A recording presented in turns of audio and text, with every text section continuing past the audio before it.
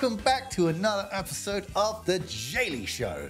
Really appreciating you coming to see you. It's lovely to see you again. Thanks for coming by. This is the penultimate show of season 3.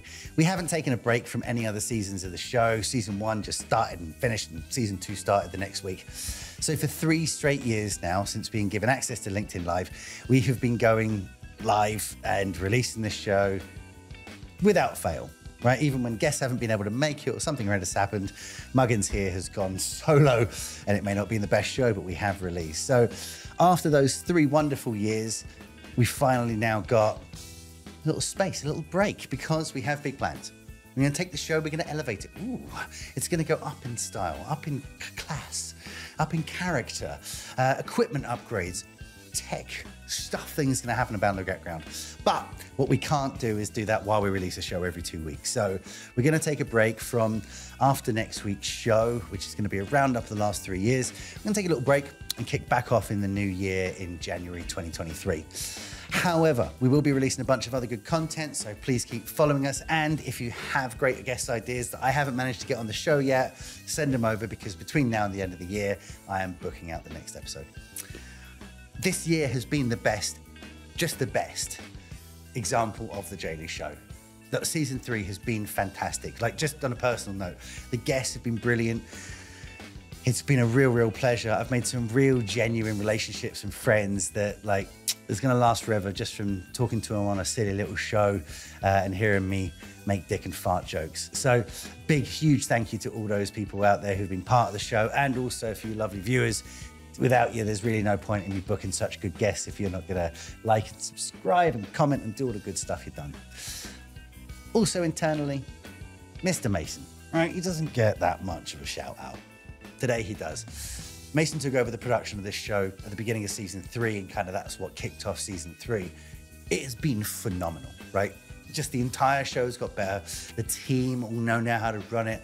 And I've never seen anyone take on a show so much and elevate it just underneath me.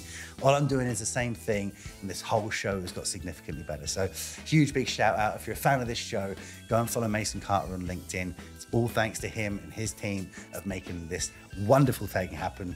That way I'm able to turn up. There's a microphone here, there's a camera, there's a can to start soda. You know, things are great. God bless that show. So without further ado, check out this week's guest. Like and subscribe. We'll be back in the new year, January 2023. In the meantime, the wonderful, the fantastic, the marvelous, the effervescent, the brilliant word man, Mr. Dave Harland. And we are live. Yes, we are live, and welcome back to another episode of The Daily Show.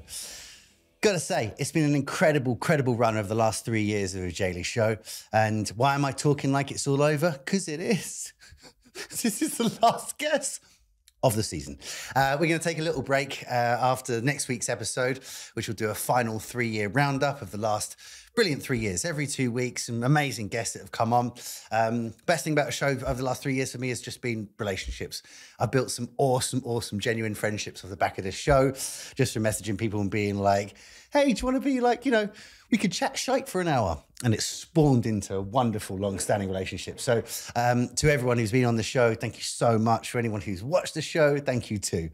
We will be back with a vengeance. Like Mark Ronson will be Return of the Mac in early January. And we'll come up with a bang. We've got a bunch of good guests lined up. So if you are, you know, if there is somebody desperate to have on the show, keep sending them through. It ain't going to be this year, but God damn it, we'll have them on next year. Now, that doesn't mean that I'm walking quietly into the night, disappearing like a fart in the wind. Oh no, sir. I'm ending this series, ending this last bit of the season with a hell of a guest, right? Someone who you don't even need to hear talk to find entertaining.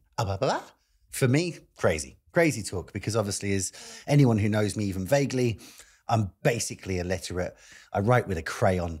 I'm far too dyslexic for words. Today's guest is not. He is the opposite of my good self and the bastard is also really good on camera. So today we have an awesome guest. If you are interested in how words come together, if you're interested, or if, like myself, you're always shocked when you see a bunch of copy and you're like, damn, it's funny, it's informative, it's amazing. This is the man talking to you. So without further ado, the wonderful, the fantastic, the word man himself, Mr. David Harland. Wow, what an intro. Jesus, I've never had an intro that elaborate before. Amazing. I'm only sorry my set isn't as sexy as what you've got going. I don't really do these things that often. I'm a man of written words, very few spoken words. So I'm in some glorified broom cupboard here in Liverpool. Well, when we started 3 years ago, it's exactly what mine looked like. So if you go every 2 weeks or 3 years, you could have the glorious background that we've. I know what to build up to. I'll start building them bricks next week. Yeah, they're all real, and if you look really closely, they're definitely not upside down. That's a story for another day, but it drives me nuts. So, right, for the kids out there, Dave, who don't know, who haven't heard you, who haven't read you, who haven't seen your beautiful content, tell them about yourself. So I am a freelance copywriter, go by the ridiculous pseudonym The Word Man, although my only superpower is being unstoppable at Scrabble, really. Can't fly, can't do any of the fun stuff. I'll just batter you with the 7-letter words over the triple word scores. You get like bonus points, all sorts. I'm a nerd like that. So when I'm not doing that, I'm a freelance copywriter, so I work with marketing agencies, advertising agencies, and businesses and brands themselves on writing all of their copy. So writing their written comms to their audiences, to their customers, their clients, just making them sound like they've got a lot more personality, making the boring stuff that they often do sound a lot clearer and a lot more fun. And when I'm not doing that, I'm messing about on LinkedIn, really. Two strings to my the rest of us. What we all messing about on the river. Amazing, dude. And it honestly, like, as much as I like to blow people up in the intro, I genuinely I read tons, right? So I'm really badly dyslexic, but the more I read, the better that gets. And it happens very quickly. Like I get to a point where I can read 50 odd books in a year if I get the muscle rolling. But that's about as I'm going to get. I still have to get people to reread my emails, and I'm an MD writing stuff and being like, "Hey, could you just make sure this makes any sense?" So how do you come about? Actually, we'll get to how you come about. But how did you fall into this? Is there a course I don't know about in university that is how to become a true wordsmith, or how is this found? Yeah, not as such. No, the copywriting element is usually shoehorned onto some kind of marketing or branding or creative advertising course. So you'll do like a module, or it'll just be kind of interspersed throughout the course over the 3 years. So you learn bits and bobs of the copy alongside other stuff. So a kind of broad mix of things. But there's nothing out there apart from kind of individual courses. So you can do like day courses or kind of intensive 6-week courses which are run by various institutes or some quite famous copywriters out there who've got their own courses. So there's a few different routes in, but my route came through journalism. So that's what I did at uni. Loved writing as a kid, loved English, loved reading everything from the age of 3 or whatever. Loved me Peter Rabbit books, and just obsessed with anything anything wordy, really. Again, back to the Scrabble. My dad got me into Scrabble when I was like 6, and I was it only took me like 6 months, and I was trouncing him every week. So there was always that kind of mild obsession with words. It wasn't the only subject I loved, but I was always kind of in my spare time. I think I was doing the poems. I was just writing silly stuff, and I kind of already knew like it was something I was good at. So it'd be stupid not to really pursue that as I got older. So did English for GCSE and A level and all of that stuff. Loved that, done really well in that, and thought, let's go and try journalism out. It's writing every day, isn't it? Using words every day. So I did a journalism degree. So that was great. It taught me the fundamentals of writing, really, in a load of different styles. Showed me how to structure a story. It taught me about headlines and intros and how to kind of keep the reader engaged from the start to the finish. And really, it's not too dissimilar to what I do now for brands copywriting. So it's still, I see storytelling, but you've just got to persuade people to buy at the end. You're not just informing them you're not just letting them know what the story is about and you know what people have said. You're persuading them as well. So there's a little bit of kind of psychology in the end, which I've kind of had to learn. I've done a few courses and I've, you know, read all sorts, and I've followed the people. I've put the graft in over the years, and that's kind of what I've been doing now for the last 15 years. Straight after uni, I did like a bit of a it was the editor of a company's customer magazine, which I thought was journalism at the time. It wasn't, no chance. I was flogging their stuff, wasn't I? I was flogging their stuff. So I was straight away, I was a copywriter and I didn't know it, which weirdly is how a lot of people get into, you know, copywriting. They just stumble across it. They're like, oh, we need someone for this. You're all right with words. Do you want to do this? Oh, you're good with puns. Do you want to do this? It's like, okay, I'll be that person. But once you're into it, it's kind of, it's kind of a magical little land. We've got our own little community. Everyone seems to have each other's back. Everyone passes work around. It's a fun place to be. And one of the things I've seen some brilliant, you know, massive marketing agencies where they're based on the fact that the managing director, the owner or whatever is a phenomenal copywriter. Right. And there's still, you know, there are 10 people to 20 people in the business. They're still just able to like, and actually, you know, create the volume of work at a quality it needs to be done. And you know, incredibly successful companies. Does journalism help you with, or like, you know, that basis in journalism, does that give you an in of how to like jump into different tones? Because I imagine that's the hardest thing. Writing for yourself makes sense. Stephen King had a narrative, right? You pick up a John Grisham book, you don't need to see it's called The Lawyer or The Judge or the whatever. You're reading it and a page in, you're like, Grisham, right? I know it is. But you know, that's one tone. That is one essence of like, you know, who they are, that they practice over 10, 15 years, right? How like the thing which has always just been so impressive with me whenever I work with any copywriter is like, how do you just go, okay, today I'm a car salesman, or today I'm a car franchise and I've worked there forever. And you know, this afternoon I'm going to be in finance. How do you navigate that sort of tonal shift on, I guess, what's, you know, maybe an hourly basis? Yeah, it is tough, and it comes with years of practice. You certainly don't teach it in journalism school. I mean, some newspaper journalists, some might go for the local papers, others in a few years, or you know, after a few years on the local rags, which are all nice and kind of happy, I suppose. They'll go on to you know, a tabloid maybe, or one of the broadsheets, and obviously the tones for those are markedly different. But you kind of just, because you're writing for that newspaper, or you know, if you're on telly, if you're writing for that TV station or, you know, news program every day, you get to know the tone. Yeah. Whereas the kind of adaptability comes. It's like what did he say? Like a fine wine, it gets better with age. It's like you've got to kind of just put the years in, put the hours in to do it. I think a lot of certainly junior copywriters that I speak to, they kind of they feel like they only have their own voice and they find it hard to adapt. Or when they'll have like a B2B voice.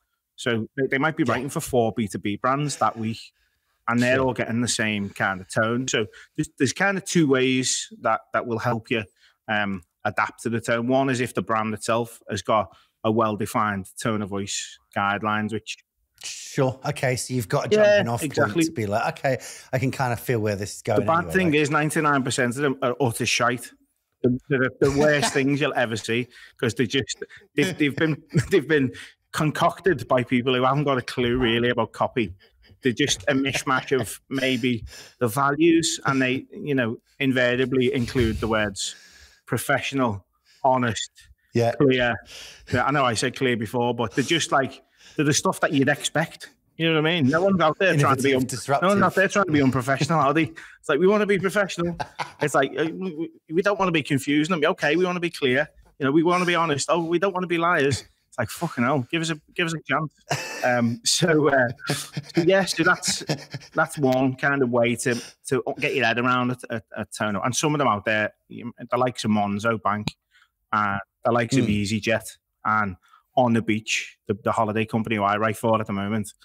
When I started writing for them, they give me a tone of voice guidelines, and straight away I could get my head. They were giving me words that I could use and sentences that were you know, part of the brand. And not only that, they're the words that the customers themselves use. That's the magic touch. It's when you see customers using kind of language in, I don't know, reviews and on forums when they're talking about those brands. It's like if you can play those words back to them, it's like that's where the gold lies, because you're almost speaking their language without having to try too hard. So the adapting between different brands, it is quite hard, but it's just about getting your head around how this brand speaks. And I often just kind of envisage them as a person. Like, could I pick this brand out of a lineup?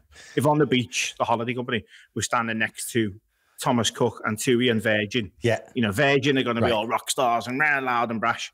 On the beach, your mates that you can have a pint with down the pub, or, you know, a Fanta Limon down the pub with, and a Calippo.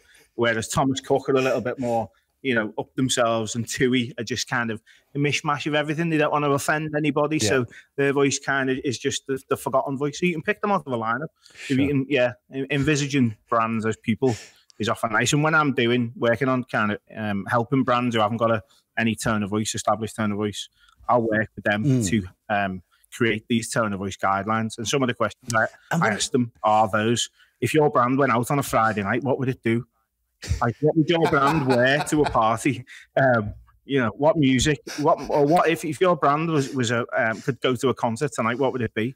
And sometimes you get the CEO just saying the stuff that he likes. So it'll be like, oh yeah, he'd go to Guns N' Roses and he'd wear. Like, fuck me, come on, just step back a little bit. But no, that's more about kind of thinking outside the box, because most, like I said, most tone of voice guidelines are all about our values, how we want to be perceived. It's kind of the dreary stuff. Whereas if you get under the bonnet and really ask the kind of mad questions, the ones that make people go, "Fuck, never been asked that one before." What does our brand have on a butty for the dinner? It's like, oh, okay, sound. Tuna and sweet corn. That's me. But that must be so difficult when you're building it out for the first time, because there's usually like 50 feet of shite between the mission statement and posts, you know what I mean, or the content that goes out, the communications you have with your customers. There's usually, especially in a big company, right? Big company like travel business you're talking about, it's massive, right? And to have that cohesion between, you know, this is what we want, this is who we want to get after, but this is also how we want to say it. Like KFC.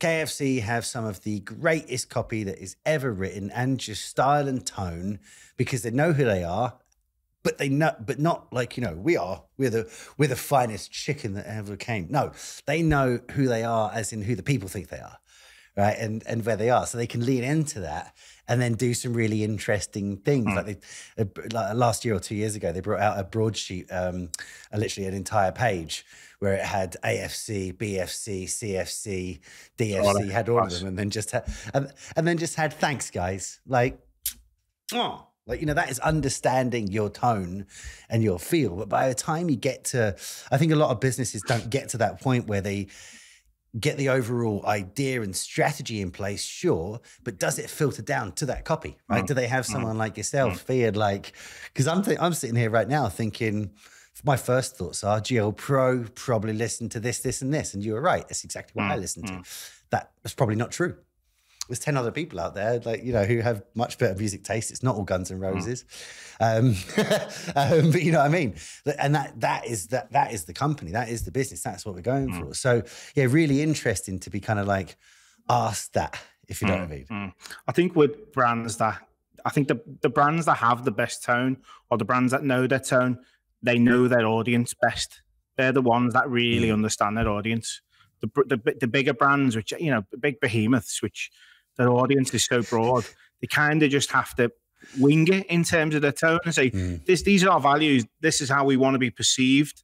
So by talking this way, you're going to perceive us to be trustworthy, to be, you know, X, Y, Z, however they want to be perceived, portrayed. Whereas with the smaller brands and with the likes of, you know, KFC and McDonald's or Burger King, they know their audience is probably, you know, more than likely the working class people, younger people, people who probably sit like that advert you mentioned on ABC, you know, Alexa fried chicken, Charlie's fried chicken. They're probably round the corner from the houses where they live in inner cities.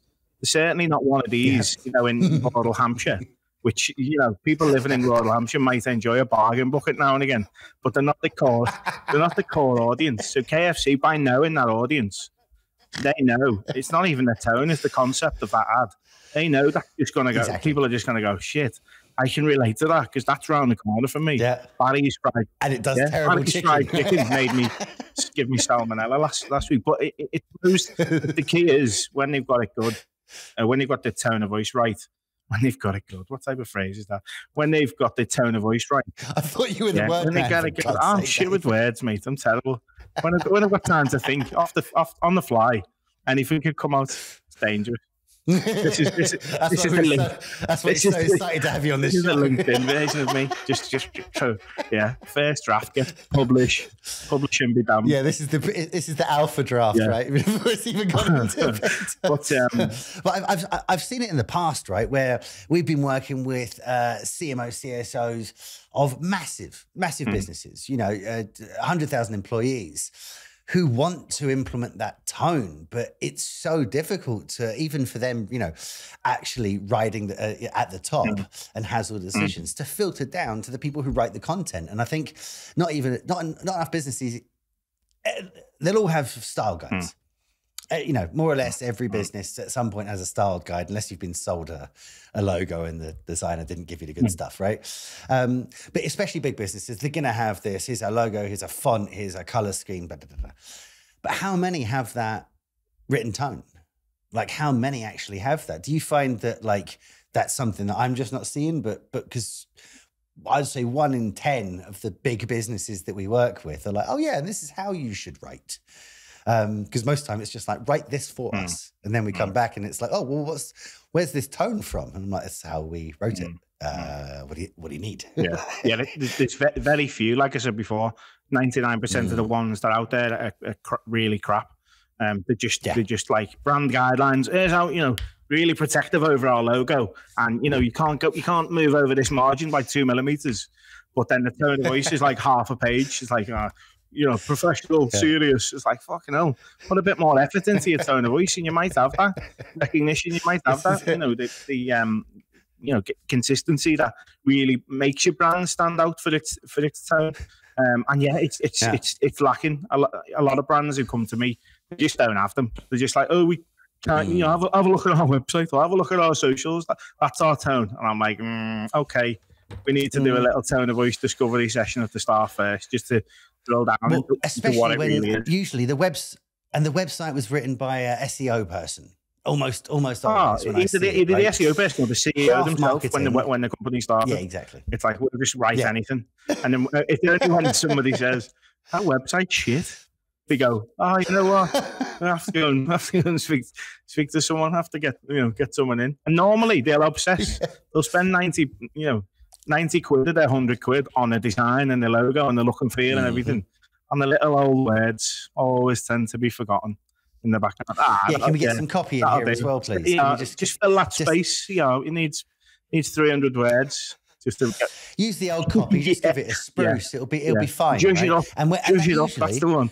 That's the best. You can judge it, Dave. Just sprinkle a bit of Dave magic on it. It's like, I can, because I'm going to rewrite it from scratch. Right? But we're also going to do a tone of voice discovery session at the start to drill down into who we really are. Oh, man. Right? Yeah. And so many times we're given that, and literally it's just like, check out the website, it's got everything you need. And I look at it and being like, this has been written by a robot 10 years ago. Right. And it's just so, and people just don't do the website as well. It always amazes me how, you get a blog. Yeah, I need to update the blog. Let's do a blog every week. And I'm like, cool, but how long since that homepage copy, has been updated? I know that you got rid of the director you fired and you changed out all the pictures of the management team you don't like anymore and had a good cry about it. Different conversation.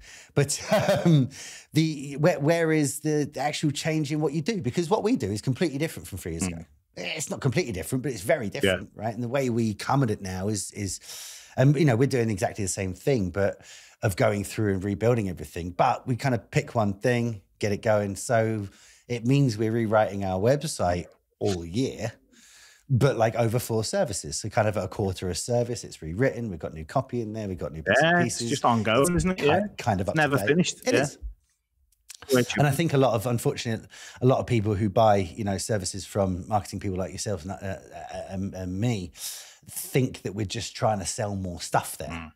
I'm not. it's you, like, the words are so important, not to me because I'm hugely dyslexic, but everyone else in here has to read stuff because I can't, right? Right. And I still love that. And we've always said that content should be delivered in watch, read, and listen, because like you have to just appeal to those three types to actually sit at people, because I love the same content that my co-founder loves, but he's very analytical and he'll read every word of something and he'll see when there isn't a full stop and a dot and I and T or whatever, right? Whereas I'll read the same thing and be like, yeah, good, loved it. It was great. And he was like, that didn't make sense though. And I'm like, no. Okay. So, I have to watch the video of that as well.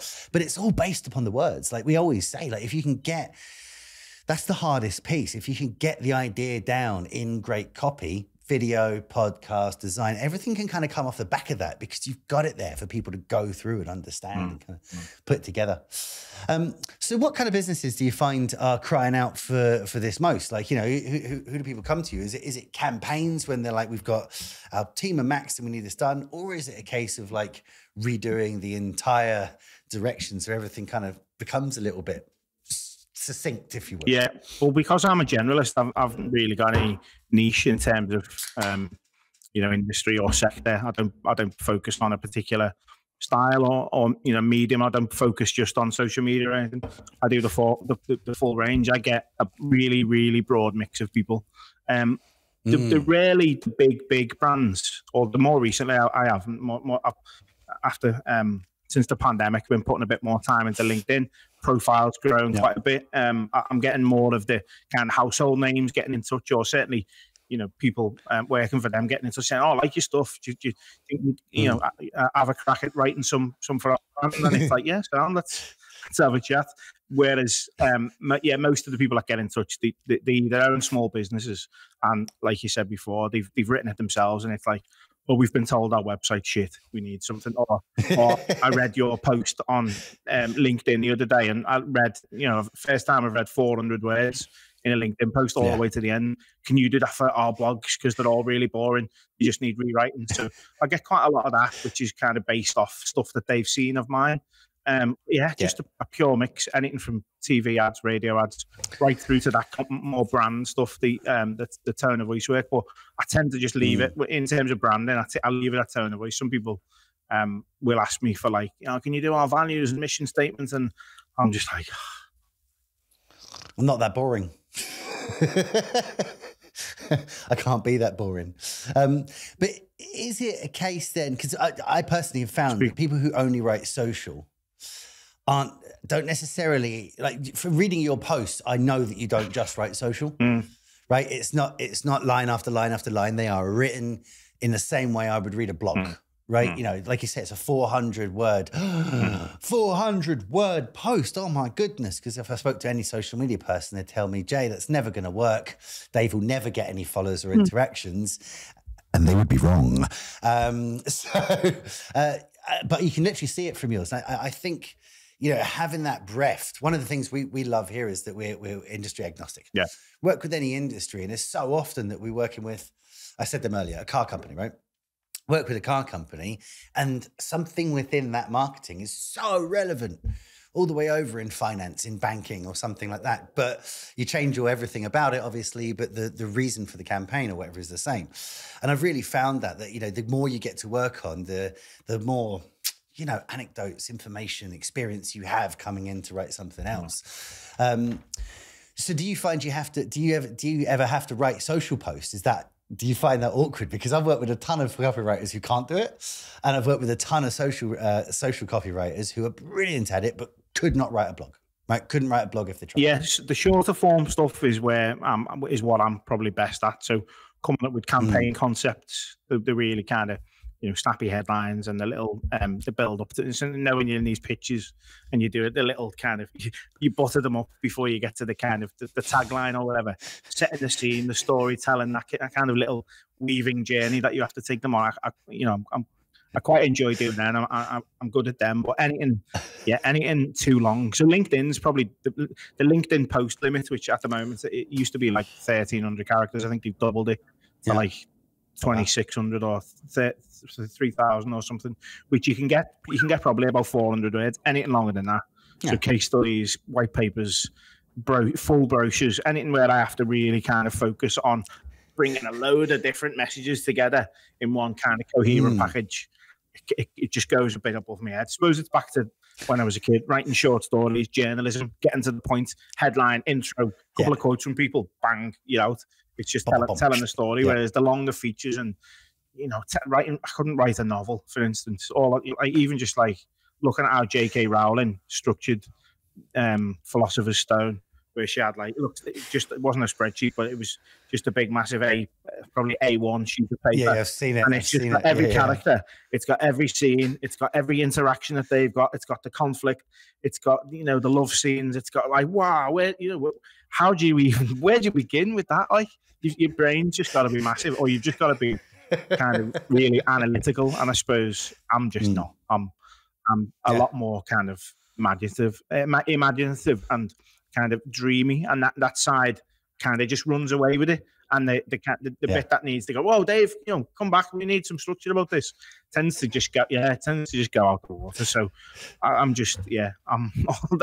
although a couple of years ago, I did write the first chapter of what might be my debut novel, which again was just really, really, it's like three pages long. Chapter 1 done. But even that, thinking about when I'm going to take this chapter 2, got to think of bringing new characters in. I've left it.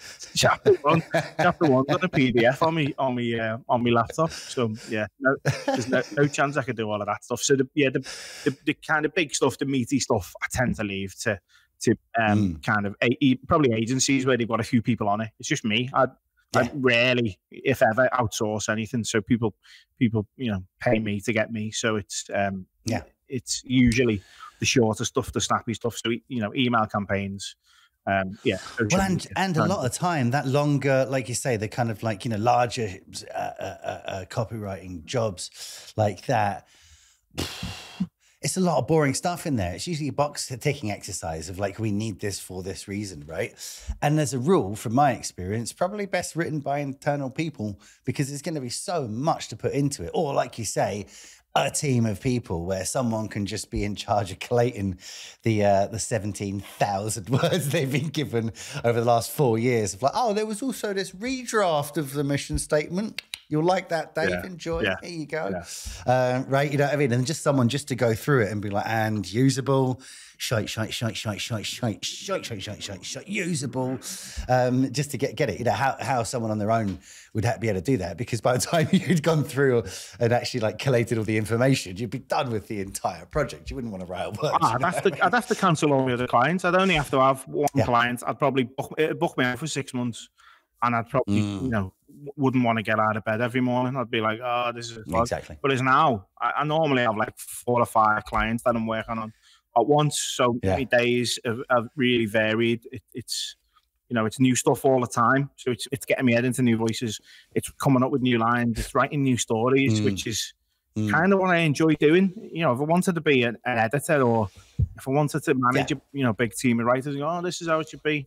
I'd be a manager. I'd have probably done it years ago, but it's just it doesn't really interest me. I'm happy just plain old me, just getting along with my stuff. And the first thing that happens then is you get to stop writing. Of course, right? I never want to do that. It's the amazing thing. I remember when I was a kid, I was working in a bar for ages and ages and ages, and then they made me just before the New Year's Eve. Big old night. They made me assistant manager, and I was at the end of the night, the manager was like, right, go and count out 600 quid. All right. And I was looking around, I was like, there's 5 bar staff and little old JJ. Love it. And I remember getting it and being like, there you go, and put it all down and was like, here you go, boss. And he was like, oh, good point. No, sorry, whack that back in the drawer because you're an assistant manager now. So the thing I liked about the job, right? Still doing all the work, if not more now, but the thing I liked about the job was tips and that personal interaction thing. I don't get to do that anymore. And I don't get rewarded for it. It's the problem when you jump out of it's so quick, especially when you run your own gig. It's so quick where you're I love doing this, and now don't get to do it anymore. I don't get to go on shoots anymore. It pisses me off every time I see the guys, all their stuff in a car. Where you going? Oh, I'm going up to Manchester. I'm like, oh, bye, see you later.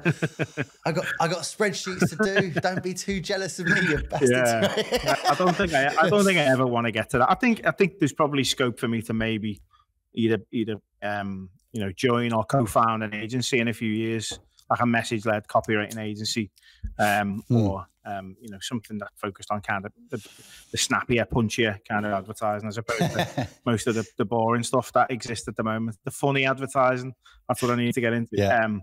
I could see myself doing that, certainly, but I'd still be really hands-on. There's no way I'd be exactly, like you say, a spreadsheet monkey just going, delegating stuff. All right, it's not that bad. Calm down.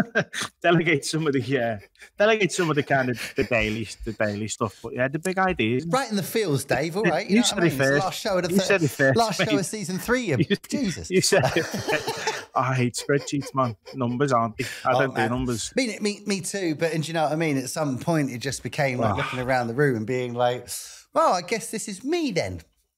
You guys carry on being creative. It's just occasionally one of these fat fingers hits like another key on the keyboard, and it starts like a formula up, and you try and undo it, and I just end up deleting the whole thing and starting again. Yeah. Time for a new spread, Start again in the recycling bin.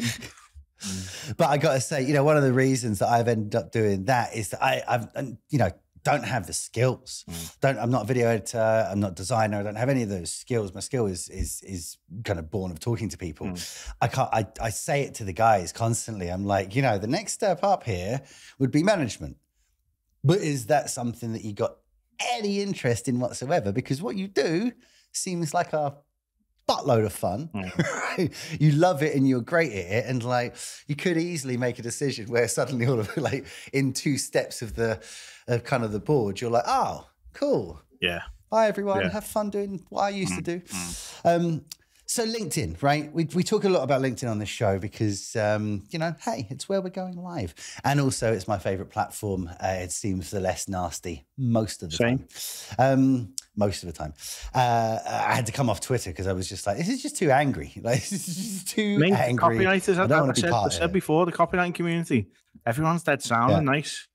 It's only when you go a few steps out of that, get into advertising, fucking hell. Watch your back, man. But copywriting, most people are sat. Most people. There was one little sneak who plagiarized me the other month, but he shall remain nameless for now. Nice. It's they're all right. They're a good bunch, really sound.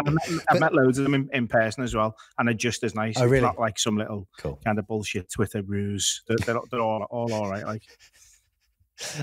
But where did LinkedIn start for you then? Where did you start jumping into that as the platform? Because it's so perfect for your good self. Like, can't think where else another platform apart from maybe Facebook or Discord, Reddit, or somewhere like there, which isn't huge in their own communities, but not necessarily as big as far as I'm concerned as or as inclusive as LinkedIn. I don't have to be a brilliant or know loads of stuff like I do to go onto Reddit and start posting, right? So where did it start for you? Yeah, LinkedIn was. It was about 2017. Who even said that? 2017. Giving it the full words there. So using every word possible, using every character possible. We're not writing a blog here, Dave. Right? You can say it short if you want. In Art 17, I just stumbled across. It was probably the month that LinkedIn changed their front end to look less just like a place where everyone just kind of had a profile and just like silly work updates, like more like automated updates. Congratulate Dave on moving, being up promoted, or Dave's just added, gardening to his skills. It's like fuck. It was like Dolesville, Tennessee, man. Man, love. Yeah, there was none of that. It wasn't even a like button back then. So 2017, it changed to the Facebook newsfeed. And I was working on a contract at the time, and when it got to Fridays on the contract, my like boss and line manager got off at half time, got off at like 12 o'clock.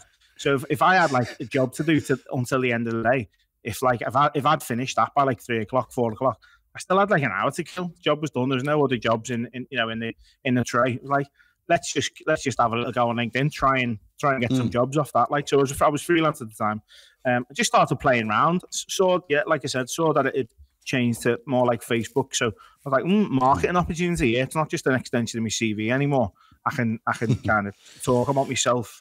Well, not talk about myself, but promote myself in a way that nobody else was doing at the time, because that's what all the other people seem to just be talking about themselves. Oh, hi, great day, great meeting with the guys from Scanner Tech today. Love, testing the new machine, Josh. And it was just like, wow, what are these people doing? So straight away, I just started telling stories and just giving little tips away, giving just free little insights away, I suppose.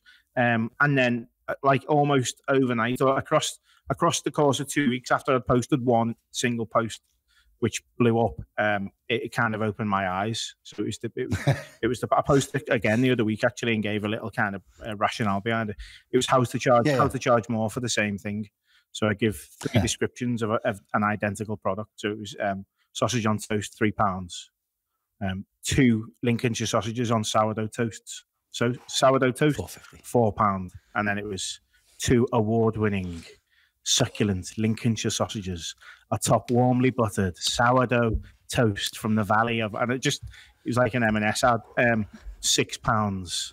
I'm buying the £6. And at the end, do you want your stuff to sound more appealing? Give me a bell. Oh, man. My inbox was got about 300 inquiries just in the inbox. And I was just like, I couldn't keep up with it. I got, a shed load of work off the back of it. So just doing that one post. It hit all the sweet spots because it was a little bit funny. It was kind of relatable because everyone has like a sausage butty, don't they, for, on a Friday or something. Or I do anyway, showing me bad diet up here. It was short. It was simple. It was transferable, so anyone could do it to any of their products. And it wasn't complex. I wasn't reinventing any wheels. You can do it in any industry. Like I did some alternatives. Like you could, if there was like a market stall selling red apples, so one could just put fresh Royal Gala apples, whereas the other one could put fresh Royal Gala apple or Royal Gala apples picked this morning. You could just add a little extra dimension to elevate the freshness. To make people, what you're doing, you're planting a little seed. You're painting a bit more of a picture as to the freshness of these things. Just kind of showing them how you can elevate the same thing. 2 apples. Just make one seem that little bit more appealing. So so that was the post I did about the sausage on toast. It went mad. So then I was just like, right, LinkedIn's the one for me. And ever since then, I've been posting 5 times a week. Or started maybe 3 times a week. And now it's 5 times a week. So, I wouldn't take the piss. I think once a day in the weekday is enough. Anymore is a bit kind of overkill. And I get probably 3/4 of my business off LinkedIn. So it's brilliant. It's been brilliant. It's been a gold mine, so to speak. and the amazing thing is that it's such a perfect place. It's such a perfect place for people to be sat there being like, man, if only I was something. Cool, that's well written. Wish we had well written stuff. He says at the end, I can help. Great, now exactly. We're there, right? Yeah. And you just hit the DM and message him. There's no faff. There's no writing emails or whatever. Just what amazes me is how few people get that though. How few people get there, and how many businesses I see, and 20 people working in the company. The only person who posts is maybe an MD who loves themselves. And the company page. Me too. And those 2 things are completely different, disconjointed. And there's nothing from anyone in the team. And I've found over the years, like I sit on the floor with the guys, like there's no like hierarchy at GL at all. But I don't have my finger on the pulse as much as they do. They're doing it every day, right? And what we've done over the last 6 months to a year is be like, what do you want to talk about? Because you should get that out there too, because that is GL, right? You're the person that they speak to, and that's how you get out there. It's so easy to have that disconjointed thing. And I just see it with so many businesses where I just see sales posts, you know what I mean? It's just like, here's my new thing, here's my new thing, here's my new thing. And after a while, I'm like, and unfollow because I don't care. I might care one day, right? And then obviously that is the point of marketing, is to keep that consistency up. So Dave doesn't need a video today, but the good news is I marketed video at him every week up until October, when he's like, damn, I really need a Jay. He's the guy. Go-to right? person. That's the point. But I can't just say between now and October of next year, buy it, because it's just unattractive. Like I remember watching, I'm old enough, thankfully, to work in sales when people changed to start being informed buyers. And I remember like it was rife within sales team, where they're like, people know stuff now because you could Google it. It wasn't the case of you were waiting at the front door for a double glazing salesman to be like, I see that you're cold. And you're like, I am, I'm really fucking cold. Thank God you're here, you know what I mean, right? Now we sit there being like, I'm a bit chilly in-house, double glazing, wicked, best double glazing. Okay, there I'm at. Right?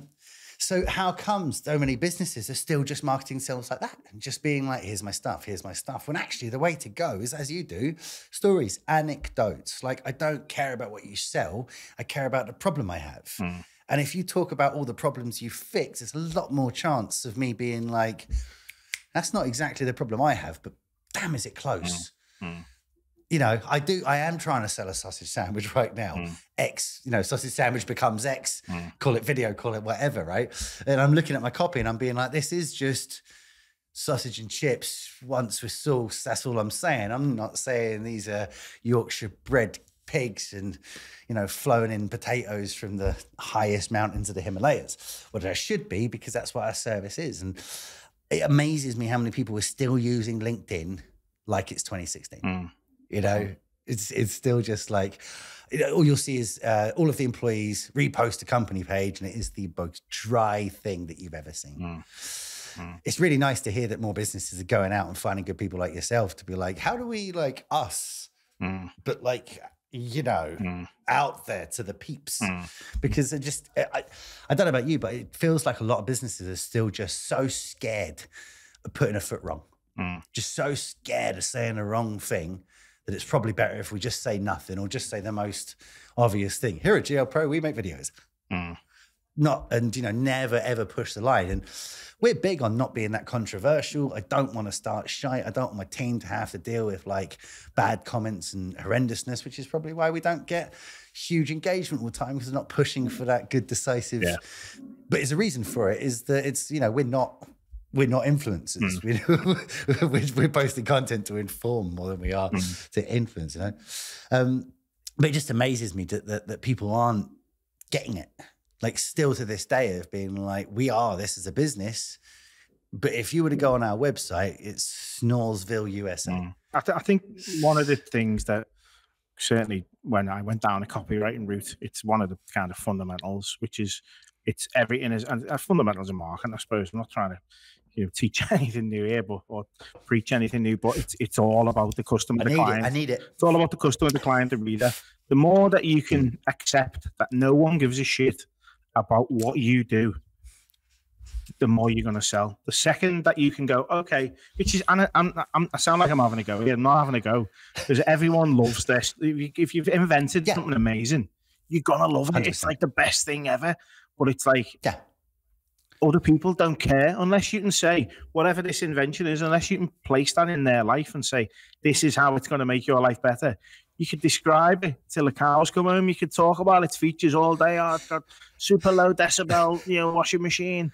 It's like, that's not going to sell it. But telling somebody it's so quiet it won't wake your sleeping baby, that's going to sell it. Hello. Because it's like, you've got a little problem there. That's going to, you know, and that's just one example of kind of a, you know, an age-old benefits over features. And it just, honestly, it feels like I repeat myself over and over and over on LinkedIn, and it's the most simple stuff in the world.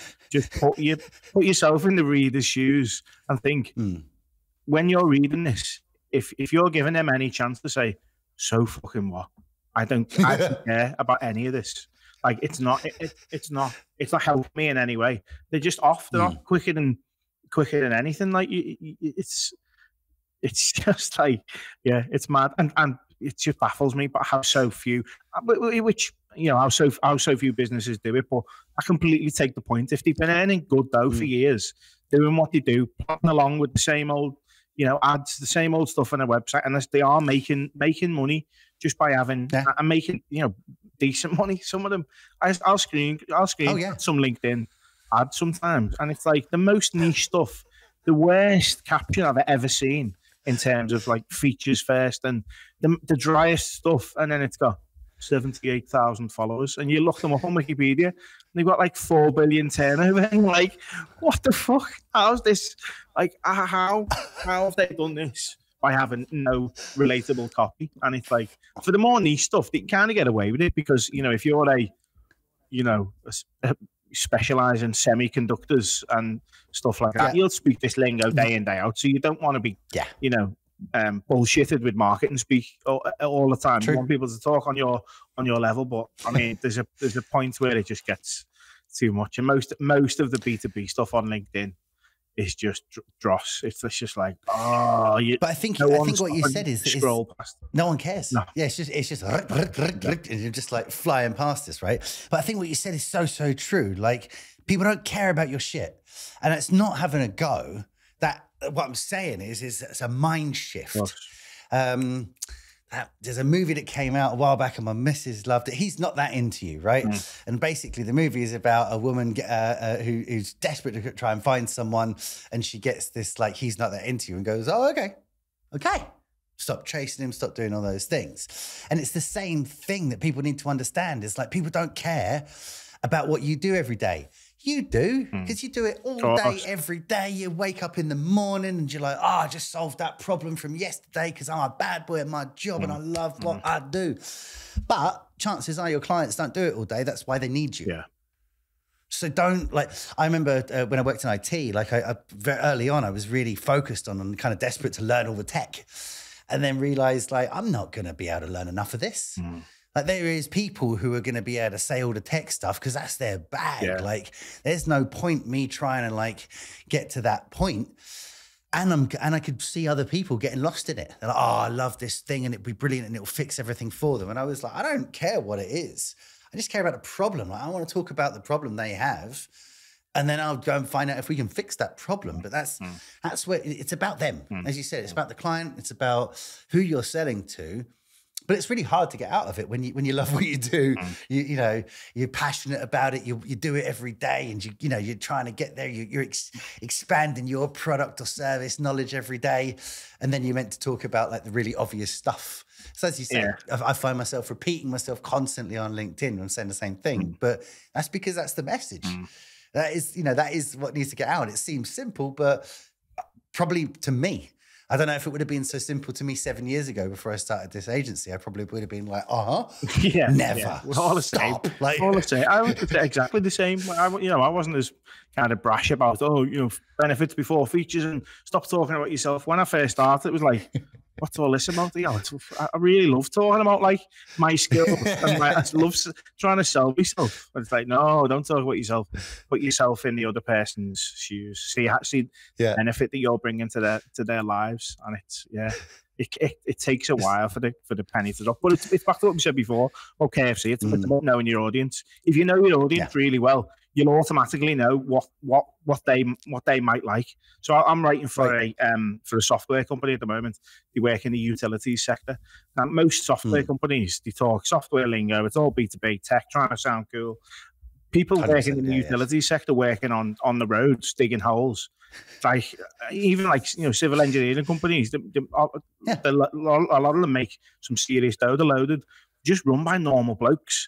They wouldn't know what this software lingo is. So the software company I'm working with, they understand that. So most of the books that I write for them are aimed at those people, just normal blokes who like silly fun. Some of them will like silly, funny stuff on LinkedIn, and it's like, they give me kind of free reign to that kind of so that humor, because they know exactly who their audience is, whereas most software companies, they don't. It's still just, look at our stuff, it's great, it's got X features, choose us. It's like, and that goes all the way to the very top, up to Windows and Microsoft. 100%. I think it was about 4 or 5 years ago. I think it was their newest laptop or their newest operating system. The headline was just, the best Windows ever. And I was like, I'd expect so. It's a new thing. You know what I mean? Who's that? The fourth best Windows we've ever made. Inspiring. You know, when you just read something, you think, you're Microsoft. You're owned by the richest man in the world, and you're putting headlines out like that. There's hope for everybody if they're doing that. Anyone can become billionaires. It's just like the third best operating system we've ever had after XP 97 and 95. Yeah, the best Windows ever. Thanks. Good. Yeah. Cheers. Good. I guess that new iPhone will be the best one as well now. So look, we try and keep this under an hour. So we'll wrap up in a second, but. The person who suggested that you'd be brilliant for the show was a very good friend of mine, Michelle Lewington, who's a big fan of your good self. And she was asking me to ask you, so it's, we're playing a telephone game here. Where did you come up with a concept for Uncle Tony? Uncle Tony. So he first found his way into my LinkedIn stories about 2 years after I'd kind of started taking LinkedIn seriously. So probably 2019. I first started noticing some really obvious truisms from certain LinkedIn celebrities, the people whose first names are maybe Oleg, and another one who goes by Bridget, more recently Simon, and maybe Gary might have a V at the end. And a lot of the stuff that they're putting out are things like, the best leaders are kind. And it's like, really? It's back to the Windows thing. It's like, whoa, mind blowing. We're all going to be better leaders. We've got to stop being, our asses got to start being kind. It's just like, who is this benefiting? So back in the day, 2019, the Olegs of the world were putting out this dross, and I was like, how's this fella getting 20,000 likes on a post that just says, be kind to everyone you meet and business will get better? It's just like, come on, mate, give us something we can act on. Give us something actionable, you muppet. Sorry, Oleg, if you're watching. Whatever his post was, I just came out and said, I disagree, because as my Uncle Tony always says, and then just that didn't make up a quote. It's told a genuine quote from my genuine Uncle Tony. Which then debunked this ridiculous truism that he said. So over the past 3 years, I've now told probably close to 150 Uncle Tony anecdotes, which completely debunk every single ridiculous truism that many LinkedIn influencers have been. That's what I call them. Have been posted. So he's got a back catalogue of businesses that he's worked for from, and they've also always got really interesting acronyms. So there was the Bucharest University of Management. There was what else have we had over the years? We've had I had the Uzbekistan. There was about 7 U's and a J at the end. It was just ooze. All sorts of weird and wacky businesses. And he's obviously well versed in motivation, management, leadership, and he's been CEO, CFO, CMO at probably close to 100 different firms in his life. So he's amazing. Yeah, my Uncle Tony. That's amazing that there is a real Uncle Tony, because we were talking, me and Michelle, before a show, and I was like, it's got to just be a, like my mate Bob. There's a real Uncle Tony out there. I love it. Uncle Tony, big T. Yeah. Well, thank you, first and foremost, Big T, for all the knowledge that you've imparted on Dave, and he gets to be your mouthpiece. But more importantly, Dave, thank you so much for joining us. Now, we did have one comment, which I think is important, because this may be the future. Book idea. Write Uncle Tony's biography. Uncle Tony. Oh, imagine it. A few people have suggested it. There's a few little ideas wearing around there. Yeah. Maybe a compendium of his life achievements, or the run-ins he may have had with these influencers, be it online or in when it's written, or just in next year. Come back. We could talk more because this has been so easy, man. An hour has flown by. Yeah, it's fine. And I reckon you and I could do another 45 minutes without even thinking or stopping for a pee break. So essentially a filibuster. Dave, for those people who aren't following you already, where can they find you? Yeah, so you can get my newsletter on my website, which is thewordman.co.uk. So I send that out every Friday, and it's just a compendium of the daft stuff I've done on social the previous week, copywriting tips, storytelling techniques, all kinds of stuff that will make you a better and perhaps less boring writer. I'm not calling you boring, but less boring that you might be if you're stuck in one of those B2B places. Yeah, less. And I've subscribed, right? And you know how you subscribe to newsletters and then you're like, unsubscribe, never again. Dave's is one of those ones that comes and it's a genuine, I sit down and, it's like I get to have I know I'm going to read it all. I know it's all going to be entertaining and I'm going to learn a few bits and pieces. It's one of the few that I haven't unsubscribed from, after 15 minutes afterwards when I'm like, what am I doing? I don't want anything to do with this. So to get subscribed to the newsletter, how do people do it? Where do they do it? On LinkedIn? Follow you first? You can just get it on my website. There's a big subscribe button. So thewordman.co.uk. There's links on all the socials, really. I put it, I'm shameless that way. I put it as in the top comment at the end of every post on LinkedIn. So if you follow me on LinkedIn, you'll never really miss it. And I'm also active on Twitter as well. So I'm at WordmanCopy on Twitter. So yeah, just me and all my what a freaking great handle. Yeah, you've got a great handle. The Wordman. I just went with it. When I went freelance, I just went with it. It's like, shall I go Dave Harland? Shall I create this ridiculous pseudonym? It's like, yeah, the less boring one. It's Dave Harland. Who's he? The Wordman. Oh, Scrabble Master. Scrabble Master. Mystical. Yeah. and I've just kind of stuck with it. So,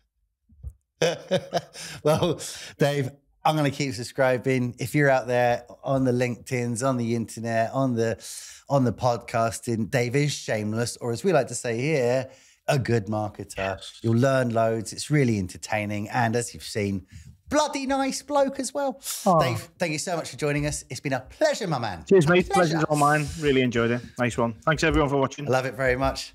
Mr. Mason, take us to the bridge, baby. Come on.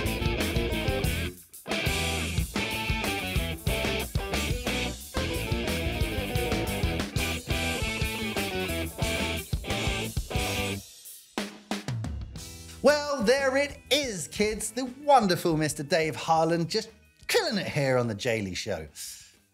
I was a little worried. Okay, I'm going to be honest. Before the show, I was a little bit worried because he's the word man. And a lot of people I know who are brilliant at the words and not good at the speaky speak, thankfully, clearly proven wrong. I don't think there's been a more engaging guest who I've spoken to who's passionate about what they do, brilliant at it, and has a great story to tell.